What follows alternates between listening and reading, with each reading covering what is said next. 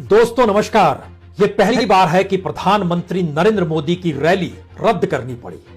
यह पहली बार है कि प्रधानमंत्री मोदी की रैली रद्द करने की वजह सुरक्षा में चूक बताई गई।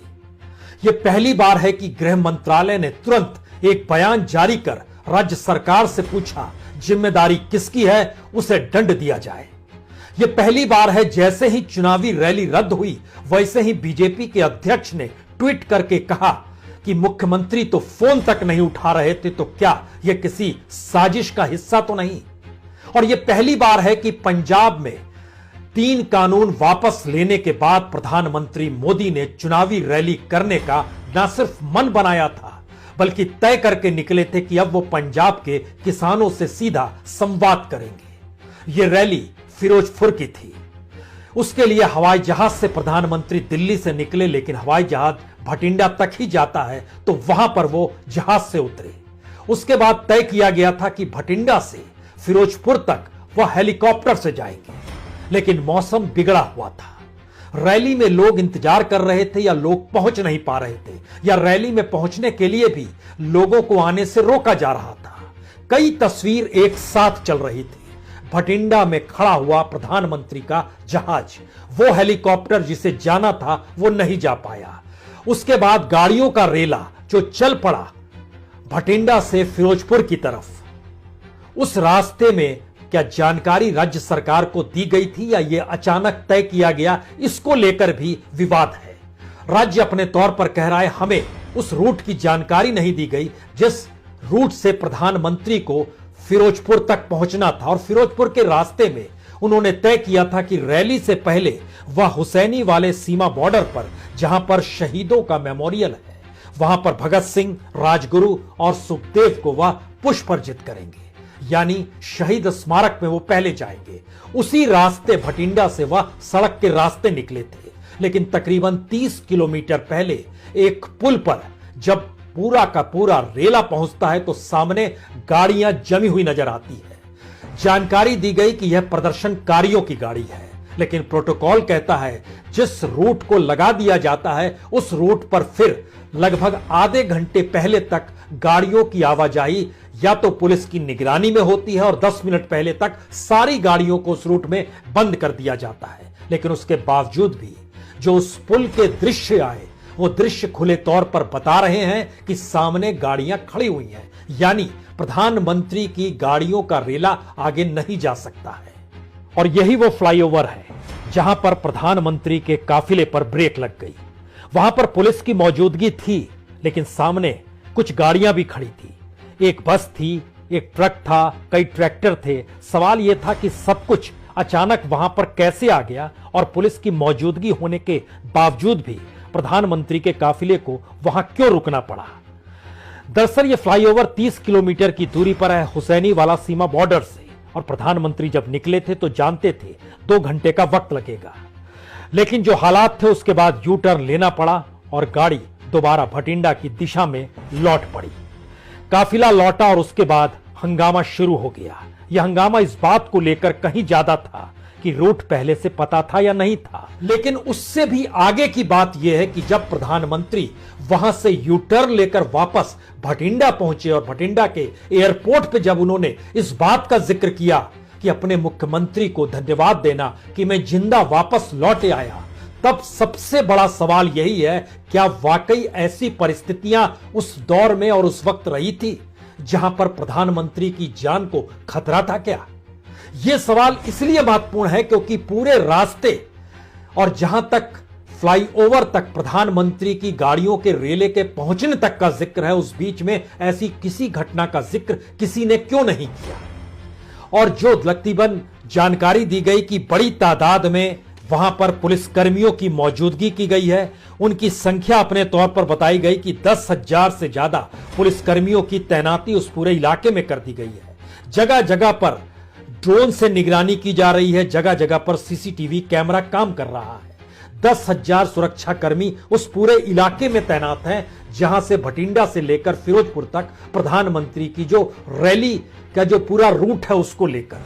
तो फिर चूक कहां पर हुई? और चूक होने के बाद प्रधानमंत्री ने जब इस बात का जिक्र कर दिया कि मैं जिंदा लौट आया, तो क्या वाकई एक ऐसी परिस्थिति हो चली है जहां पर आपसी खटास बढ़ चुकी है, नफरत बढ़ चुकी है और आपसी टकराव की परिस्थितियां क्या वाकई ऐसी बन चुकी है जहां पर प्रधानमंत्री नरेंद्र मोदी अब पंजाब के भीतर कोई रैली नहीं कर सकते हैं या नहीं कर पाएंगे।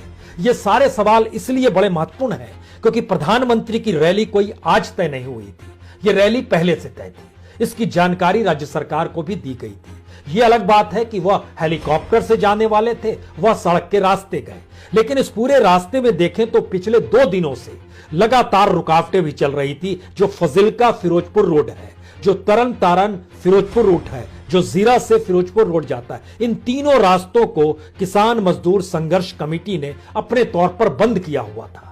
उनका कहना था कि किसानों को लेकर 3 कानून वापस लेने के साथ प्रधानमंत्री ने चाहे कानून वापस लेने के साथ माफी मांग ली, लेकिन जो कहा गया था वो अभी तक लागू क्यों नहीं हुआ है। मसलन एमएसपी को लेकर कोई कमेटी अभी तक क्यों नहीं बनी है।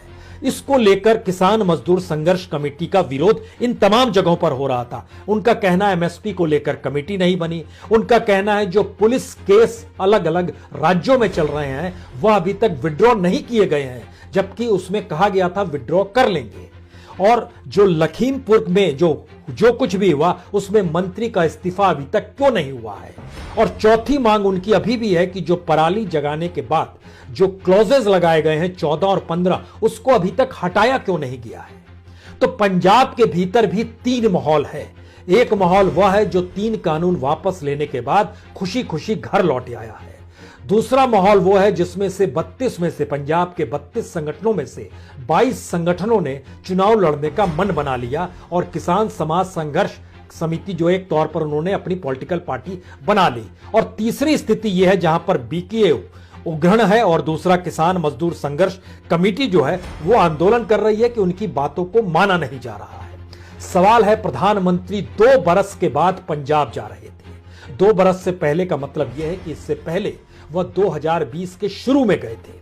जून के महीने में कैबिनेट में इन 3 कानूनों को रखा गया, उसके बाद से वह पंजाब की दिशा में उन्होंने देखा तक नहीं। यानी एक ऐसी परिस्थिति बनी हुई थी जिसमें पंजाब के लोग ही आंदोलन करते हुए दिल्ली तक आए, लेकिन प्रधानमंत्री ने उनसे कभी मुलाकात करने की कोई इच्छा जाहिर नहीं की, सिवाय ये कहा एक टेलीफोन लगाइए बातचीत हो जाएगी। लेकिन टेलीफोन नंबर किसका होगा, कौन सा होगा, यह कोई नहीं जानता है। इस 1 बरस के भीतर में तमाम मौसम आए गए बिगड़े, बारिश ऐसी होती रही जैसी बारिश आज पंजाब में हो रही है, दिल्ली में हो रही है। छिटपुट बारिश नहीं, इससे भी अति ओले पड़ने की परिस्थिति में, ठंड पड़ने की परिस्थिति में, गर्मी के वक्त में तमाम स्थितियों को आंदोलन करते हुए किसानों ने दिल्ली की सीमा पर बैठकर देखा है। तो क्या किसानों के भीतर का गुस्सा उन प्रदर्शनकारियों को उस जगह पर ले आया जहां प्रधानमंत्री की गाड़ियों के रेले को रोका जा सके? प्रधानमंत्री ने कहा और जानकारी मिली उनके अधिकारियों के जरिए कि हुसैनी वाला सीमा बॉर्डर जो है जहां पर शहीद स्मारक है वो 30 किलोमीटर की दूरी पर था। अगर पंजाब को समझना चाहते हैं तो इस रूप में समझिए कि जो फिरोजपुर का इलाका है उसमें एक तरफ सीमा से सटा हुआ इलाका है। सीमा से सटा हुआ जो इलाके हैं उसमें फजिल्का आता है, उसमें फिरोजपुर आता है, उसमें तरन तारण आता है, उसमें अमृतसर आता है, उसमें गुरदासपुर आता है और छोटा सा हिस्सा पठानकोट का आता है। भटिंडा और फिरोजपुर के बीच में फरीदकोट का पूरा हिस्सा है जहां से प्रधानमंत्री के इस पूरे कन्वॉय को गुजरना था, जो पूरा गुजर गया था। और जब वो फिरोजपुर की चौखट पर पहुंचा और वहां से तकरीबन 30 किलोमीटर की दूरी पर शहीद स्मारक था, उसी बीच में फ्लाईओवर पर चीजें रुक गई। राज्य सरकार अपने तौर पर कह रही है कि रूट की पूरी जानकारी नहीं दी गई थी, अचानक झटके में रूट बदला गया और रूट बदलने के साथ जो सुरक्षा कर्मियों की तैनाती होती है उनको भी एक वक्त चाहिए होता है। लेकिन एमएचए ने अपनी तौर पर कहा है कि आपको यह पूरी जानकारी दे दी गई थी। एमएचए मतलब गृह मंत्रालय। पूरी जानकारी जब दे दी गई थी तो फिर यह चूक क्यों हुई? लेकिन उससे भी आगे बड़ा सवाल यह है कि जिन बातों का जिक्र बीजेपी अध्यक्ष जेपी नड्डा ने ट्वीट कर कहा, उन्होंने कहा कि मुख्यमंत्री ने फोन तक नहीं उठाया, तो क्या वाकई ऐसी स्थिति है? और क्या वाकई उन स्थितियों की दिशा में बार बार चीजें इंगित की जा रही है जब पंजाब उस हिंसा की आग में जल रहा था? क्योंकि पंजाब के भीतर जो बीजेपी के नेता हैं सिरसा, उन्होंने कैमरे पर आकर कहा कि दरअसल यह कांग्रेस की रणनीति और राजनीति 80 के दशक की परिस्थितियों को पंजाब में दोबारा पैदा करना है। मजिंदर सिंह सिरसा यानी उस पुरानी लकीर को खींच रहे हैं जो 80 के दशक में थी, जिसका जिक्र खालिस्तान, आतंकवाद, तमाम चीजों के साथ जुड़ता, भिंडरावाला, तमाम चीजों के साथ जुड़ता चला जाता है। तो बीजेपी अपने तौर पर क्या उन हालातों को उभार रही है? क्या यह टकराव की परिस्थिति, चूंकि पंजाब पूरी तरीके से चुनाव में जा चुका है, उस चुनाव में जाने के दौरान पंजाब की जो अगुवाई कर रहे थे कैप्टन अमरिंदर सिंह, वह कांग्रेस से हट चुके हैं। उन्होंने अपनी अलग पॉलिटिकल पार्टी बना ली है। उनकी पॉलिटिकल पार्टी बीजेपी के साथ चुनाव लड़ रही है।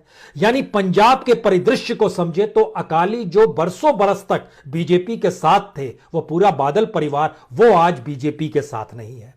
बीजेपी के साथ कांग्रेस के वह नेता हैं जो बरसों बरस तक दोनों कांग्रेस और बीजेपी एक दूसरे का विरोध करते हुए और प्रधानमंत्री मोदी का विरोध करते हुए कांग्रेस वहां पर सियासत को साधते भी रही है।